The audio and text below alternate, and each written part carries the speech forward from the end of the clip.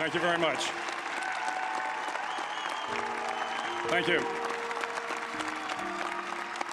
Well, thank you, President Powers, Provost Fenves, deans, members of the faculty, family and friends, and most importantly, the class of 2014. It is indeed an honor for me to be here tonight. It's been almost 37 years to the day that I graduated from UT. I remember a lot of things about that day. I remember I had a throbbing headache from a party the night before.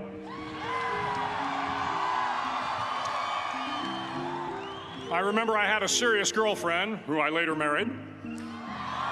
That's important to remember, by the way. And I remember I was getting commissioned in the Navy that day. But of all the things I remember, I don't have a clue who the commencement speaker was, and I certainly don't remember anything they said. So acknowledging that fact, if I can't make this commencement speech memorable, I will at least try to make it short. So the university's slogan is, what starts here changes the world. Well, I've got to admit, I kind of like it. What starts here changes the world. Tonight, there are almost 8,000 students, or there are more than 8,000 students graduated from UT. So that great paragon of analytical rigor, Ask.com, says that the average American will meet 10,000 people in their lifetime. 10,000 people, that's a lot of folks. But if every one of you changed the lives of just 10 people, and each one of those people changed the lives of another 10 people, and another 10, then in 5 generations, 125 years, the class of 2014 will have changed the lives of 800 million people. 800 million people. Think about it. Over twice the population of the United States. Go one more generation, and you can change the entire population of the world, 8 billion people. If you think it's hard to change the lives of 10 people, change their lives forever, you're wrong. I saw it happen every day in Iraq and Afghanistan. A young Army officer makes a decision to go left instead of right down a road in Baghdad, and the 10 soldiers with him are saved from a close-in ambush. In Kandahar province, Afghanistan, a non-commissioned officer from the female engagement team senses that something isn't right and directs the infantry platoon away from a 500-pound IED, saving the lives of a dozen soldiers. But if you think about it, not only were those soldiers saved by the decisions of one person, but their children were saved, and their children's children. Generations were saved by one decision, one person. But changing the world can happen anywhere, and anyone can do it. So what starts here can indeed change the world. But the question is, what will the world look like after you change it? Well, I'm confident that it will look much, much better. But if you'll humor this old sailor for just a moment, I have a few suggestions that may help you on your way to a better world. And while these lessons were learned during my time in the military, I can assure you that it matters not whether you ever served a day in uniform. It matters not your gender, your ethnic or religious background, your orientation, or your social status. Our struggles in this world are similar, and the lessons to overcome those struggles and to move forward, changing ourselves and changing the world around us, will apply equally to all. I've been a Navy SEAL for 36 years. But it all began when I left UT for basic SEAL training in Coronado, California. Basic SEAL training is 6 months of long, torturous runs in the soft sand, midnight swims in the cold water off San Diego, obstacle courses, unending calisthenics, days without sleep, and always being cold, wet, and miserable. It is 6 months of being constantly harassed by professionally trained warriors who seek to find the weak of mind and body and eliminate them from ever becoming a Navy SEAL. But the training also seeks to find those students who can lead in an environment of constant stress, chaos, failure, and hardships. To me, basic SEAL training was a lifetime of challenges crammed into 6 months.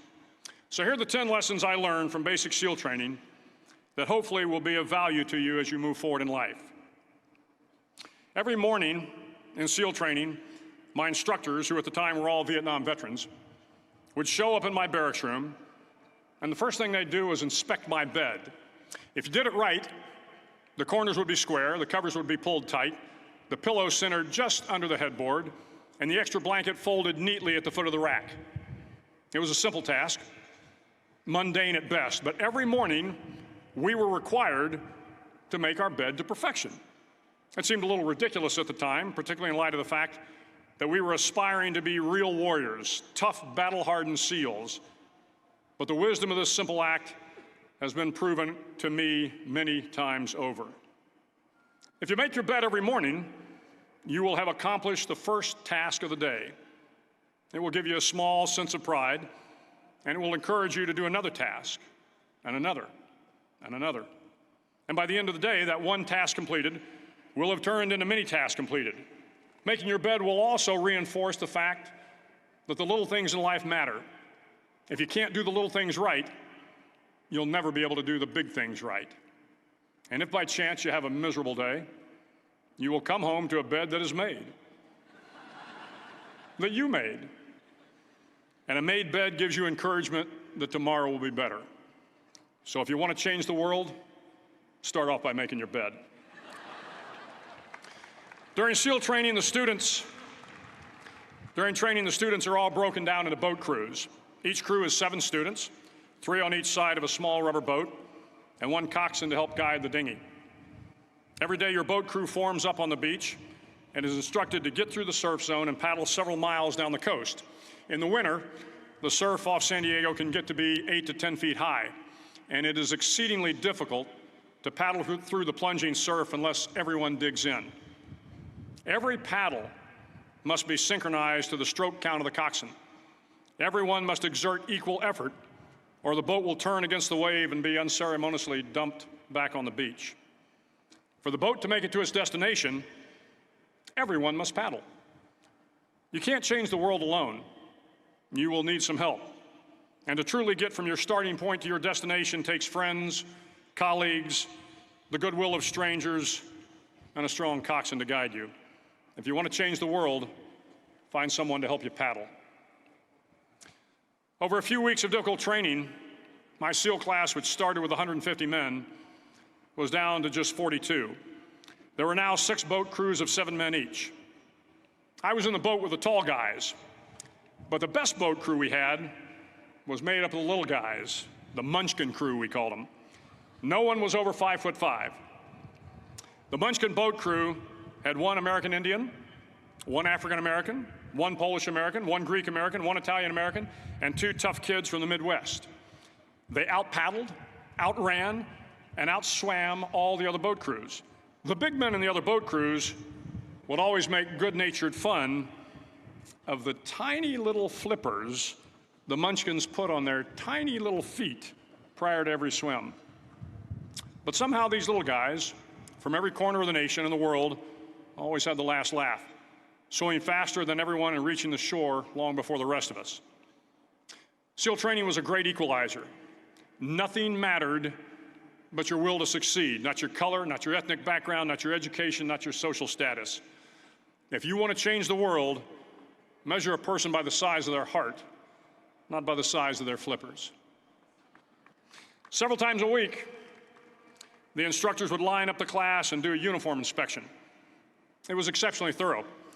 Your hat had to be perfectly starched, your uniform immaculately pressed, your belt buckle shiny and void of any smudges. But it seemed that no matter how much effort you put into starching your hat or pressing your uniform or polishing your belt buckle, it just wasn't good enough. The instructors would find something wrong. For failing the uniform inspection, the student had to run, fully clothed, into the surf zone, then wet from head to toe, roll around on the beach until every part of your body was covered with sand. The effect was known as a sugar cookie. You stayed in the uniform the rest of the day, cold, wet, and sandy.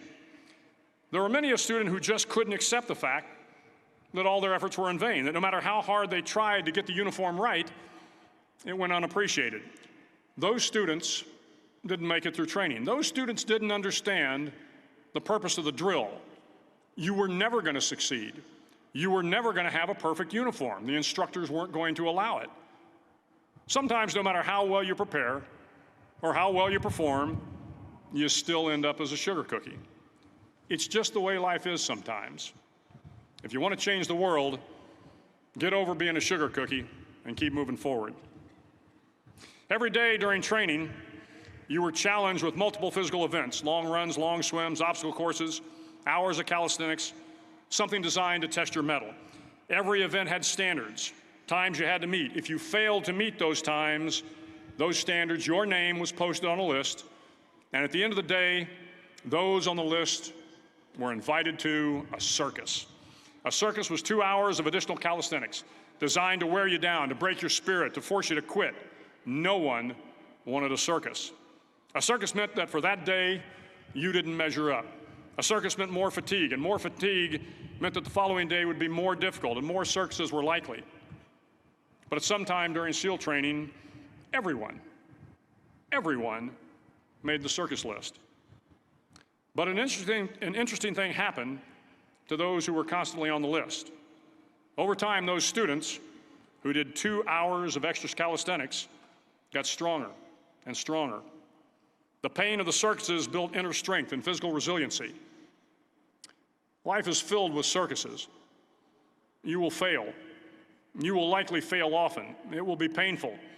It will be discouraging. At times, it will test you to your very core.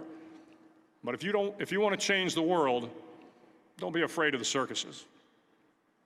At least twice a week, the trainees were required to run the obstacle course.